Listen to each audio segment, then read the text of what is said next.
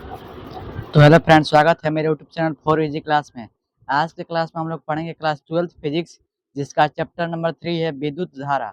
और विद्युत धारा में हम लोग पढ़ेंगे आज के इस टॉपिक में प्रतिरोधों का संयोजन, कि आखिर प्रतिरोध का संयोजन किस प्रकार होता है। प्रतिरोध का संयोजन दो प्रकार से होता है। पहला हमारा आता है श्रेणी क्रम संयोजन और दूसरा होता है समांतर क्रम संयोजन।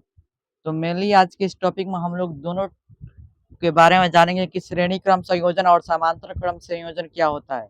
उसके पहले हम लोगों ने आज जानेंगे कि गतिशीलता क्या होती है, जिसको इंग्लिश में मोबिलिटी बोलते हैं। तो आखिर मोबिलिटी क्या होती है, चलिए इसको जानते हैं। किसी आवेश वाहक के अनुगमन वेग vd तथा विद्युत क्षेत्र E के अनुपात को उस आवेश वाहक की गतिशीलता कहते हैं। आवेश वाहक का मतलब क्या होता है? जो आवेश को चालक में एक स्थान से दूसरे स्थान तक ले जाए, उसको आवेश वाहक कहते हैं। तो आवेश वाहक क्या होते हैं? इलेक्ट्रॉन तथा धनायन जो होते हैं वो आवेश वाहक होते हैं। तो किसी आवेश वाहक के अनुगमन वेग vd, अनुगमन वेग क्या होता है? जब चालक के सिरों पर विभवांतर स्थापित करते हैं तो चालक में विद्युत क्षेत्र स्थापित हो जाता है, जिसकी विपरीत दिशा में जो मुक्त इलेक्ट्रॉन एक निश्चित दिशा में नियत वेग से गति करने लगते हैं। इस वेग को हम लोग अनुगमन वेग से जानते हैं। अनुगमन वेग vd तथा विद्युत क्षेत्र E के अनुपात को उस आवेश वाहक की गतिशीलता यानी मोबिलिटी कहते हैं। इसे किसे प्रदर्शित करते हैं? तो इसे म्यू यानी इसे म्यू से प्रदर्शित करते हैं। म्यू बराबर यानी गतिशीलता बराबर क्या होता है? अनुगमन वेग बट्टा विद्युत क्षेत्र के अनुपात को हम लोग गतिशीलता कहते हैं। अब यहाँ पर आता है पॉइंट में कि गतिशीलता विद्युत क्षेत्र पर निर्भर नहीं करता है, यानी गतिशीलता जो होता है वह विद्युत क्षेत्र पर निर्भर नहीं करता है। यह एक ऑब्जेक्टिव में पूछा जाता है कि निम्नलिखित में गतिशीलता किस पर निर्भर नहीं करता है, तो आपको ऑप्शन में लगाना है गतिशीलता विद्युत क्षेत्र पर ई पर, मतलब विद्युत क्षेत्र को हम लोग ई से प्रदर्शित करते हैं, तो गतिशीलता ई यानी विद्युत क्षेत्र ई पर निर्भर नहीं करता है। इसका मान सदैव धनात्मक होता है, यानी गतिशीलता का मान सदैव धनात्मक यानी पॉजिटिव होता है। अब हमारा आज का मेनली टॉपिक हमारा है प्रतिरोधों का संयोजन यानी कॉम्बिनेशन ऑफ रेजिस्टेंस, कि आखिर प्रतिरोध का संयोजन किस प्रकार होता है। चलिए इसको जानते हैं।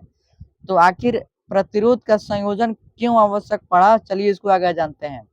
तो विद्युत परिपथ में आवश्यकता अनुसार उचित परिमाण का प्रतिरोध प्राप्त करने के लिए प्रतिरोधों का संयोजन करते हैं। यानी कोई विद्युत परिपथ में आवश्यकता अनुसार अगर हमको जितना आवश्यकता होगा उतना मात्रा का यानी उतना परिमाण का अगर हम प्रतिरोध को एक एक करके जोड़कर हम उपयोग में लाएं तो उसको प्रतिरोध का संयोजन करते हैं, संयोजन कहते हैं। अब यहाँ पर यह प्रतिरोध का संयोजन दो प्रकार के होता है। प्रतिरोध का संयोजन दो प्रकार से होता है। पहला हमारा आता है श्रेणी क्रम संयोजन, जिसको हम लोग सीरीज कॉम्बिनेशन बोलते हैं। दूसरा आता है समांतर क्रम संयोजन, जिसको पैरेलल कॉम्बिनेशन बोलते हैं। तो चलिए हम लोग सबसे पहले श्रेणी क्रम संयोजन के बारे में जानेंगे कि श्रेणी क्रम संयोजन कैसे होता है प्रतिरोधों में। तो सबसे पहले हम लोग चित्र के माध्यम से समझेंगे। यहाँ पर देखिए, यहाँ पर समांतर क्रम यानी श्रेणी क्रम में तीन प्रतिरोध जुड़ी हुई है। यहाँ पर R1, R2 व R3 तीन प्रतिरोध को हमने समांतर क्रम में जोड़ दिया है। और जोड़ने के बाद यहाँ पर एक परिपथ का निर्माण किया है, जिससे धारा यानी V वोल्ट जब हम लगाते हैं तो प्रतिरोध में यानी परिपथ में धारा की प्रवाहित होती है। तो यहाँ पर लिखा गया है माना तीन प्रतिरोध R1, R2 व R3 हैं। यहाँ पर माना हमने कि यहाँ पर तीन प्रतिरोध R1, R2, R3 हैं, जिन्हें चित्रानुसार श्रेणी क्रम संयोजन में जोड़ा गया है। यानी इन्हें चित्रानुसार श्रेणी क्रम संयोजन में जोड़ा गया है। परिपथ में V वोल्ट की बैटरी या सेल जोड़ने पर परिपथ में धारा I प्रवाहित होती है। यानी ये जो पूरा परिपथ ये है बना हुआ है, इसमें हमने V वोल्ट की बैटरी या सेल जोड़े हैं, तो I धारा प्रवाहित हुई है। अब हमारा यहाँ पर सबसे मेन टॉपिक आता है कि श्रेणी क्रम में लगे सभी प्रतिरोधों में समान धारा प्रवाहित होती है। यानी देखिए यहाँ पर श्रेणी क्रम में जितने भी प्रतिरोध लगे हुए हैं, यहाँ पर 3 प्रतिरोध लगे हुए हैं, तो इनमें धारा का मान जो होगा वो समान होगा। विभव इनका समान नहीं होगा, लेकिन धारा का मान समान होगा, क्योंकि श्रेणी क्रम संयोजन में धारा का मान समान होता है। यहाँ पर नोट पॉइंट में भी लिखा गया है कि श्रेणी क्रम संयोजन में लगे सभी प्रतिरोधों में समान धारा प्रवाहित होती है। जब समान धारा प्रवाहित होती है, लेकिन विभवांतर यानी उनके सिरों का विभवांतर विभिन्न होता है, तो हम लोग विभवांतरों को पहले गणना कर लेंगे कि विभवांतर क्या है। तो माना तीनों प्रतिरोधों का कुल विभवांतर जो है वी नेट, यानी विभवांतर जो कुल कितना है V1 plus V2 plus V3। अब ओम के नियम से यदि परिपथ का तुल्य प्रतिरोध R हो, यानी प्रतिरोध यानी पूरा परिपथ का तुल्य प्रतिरोध यानी जोड़ने पर R प्रतिरोध प्राप्त हो, तो ओम का नियम क्या कहता है, V बराबर IR। तो यहाँ से हमको V का मान निकालना है, तो V बराबर IR होता है, यहाँ पर IR बराबर IR1 plus IR2 plus IR3, क्योंकि श्रेणी क्रम में जो होता है वो धारा समान होती है, लेकिन विभवांतर अलग अलग होता है। तो इसको जब हम जोड़ेंगे और जोड़ने के बाद यहाँ पर देखिए सभी में I कॉमन है, तो कॉमन ले लेंगे तो I से I कट जाएगा, जिससे हमारा बचेगा R बराबर R1 plus R2 plus R3। तो ये हो गया हमारा श्रेणी क्रम संयोजन और प्रतिरोधों का सूत्र।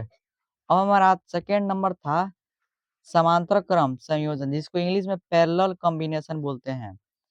तो माना इसमें हम लोग इसमें भी वैसे ही मानेंगे कि 3 प्रतिरोध R1 R2 R3 हैं, जिनको समांतर क्रम संयोजन में जोड़ा गया है। परिपथ में V वोल्ट की बैटरी या सेल जोड़ने पर परिपथ में धारा I प्रवाहित होती है, यानी जो पूरा प्रतिरोध बना हुआ है इसमें हम V वोल्ट की बैटरी या सेल जोड़ेंगे तो I धारा प्रवाहित होगी। और यहाँ पर आता है कि समांतर क्रम में सभी प्रतिरोधों के सिरों का विभव समान होता है। समांतर क्रम में सभी प्रतिरोध यानी जितने भी सारे समांतर क्रम में प्रतिरोध लगे होते हैं, उनका जो सिरों का विभव होता है वो समान होता है, लेकिन धारा जो होगी वो अलग अलग होती है।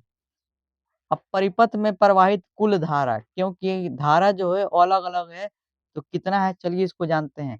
तो परिपथ में प्रवाहित कुल धारा I बराबर I1 plus I2 plus I3।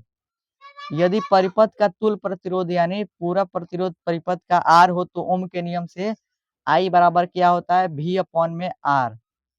V बराबर IR होता है, तो I बराबर क्या होगा, V अपॉन में R।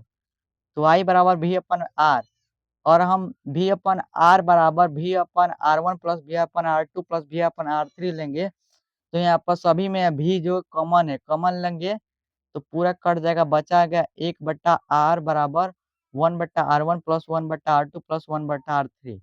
तो ये हो गया हमारा समांतर क्रम में जो प्रतिरोधों का संयोजन का सूत्र। तो अब हम लोग नेक्स्ट टॉपिक में पढ़ेंगे इसके आगे ओमीय परिपथ, जिसको ओमिक सर्किट और अनओमीय परिपथ, इसके आगे हम लोग नेक्स्ट वीडियो में पढ़ेंगे। तो दोस्तों मिलते हैं किसी और अन्य वीडियो में।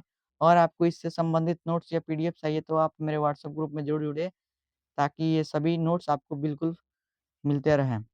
ये सभी नोट्स जो है वो सभी वीवीआई नोट्स है। तो दोस्तों मिलते हैं किसी और वीडियो, तब तक के लिए जय हिंद जय भारत।